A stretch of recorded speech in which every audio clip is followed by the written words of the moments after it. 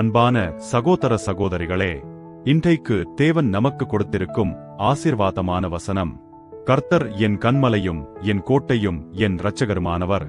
2 Samuel 22:2. இந்த உலகத்தில் எல்லாமே மாறிக்கொண்டே இருக்கிறது.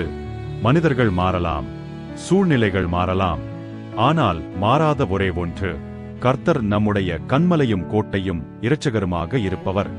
யார் கர்த்தருக்குள் களி கூறுகிறார்களோ, யார் அவருடைய தயவுகளை எண்ணுகிறார்களோ, யார் அவருடைய பரிசுத்த நாமத்தின் நிமித்தமாக அவருக்கு துதி ஏறெடுக்கிறார்களோ, அவர்களுக்கெல்லாம் இந்த வாக்குத்தத்தம் உறுதியாக நிறைவேறும்.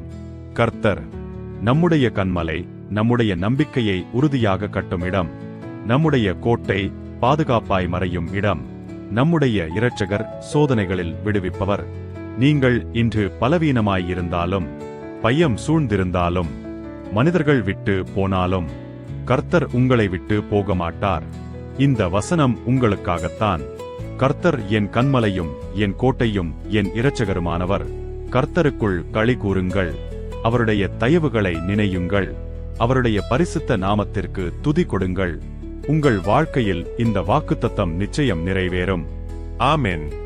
இந்த செய்தி உங்கள் இருதயத்தை தொட்டிருந்தால் இதனை மற்றவர்களுடன் பகிர்ந்து கொள்ளுங்கள். மேலும் இது போன்ற வாக்குத்தத்தங்களுக்காக எங்கள் சேனலை சப்ஸ்கிரைப் செய்யவும். ஆமென்.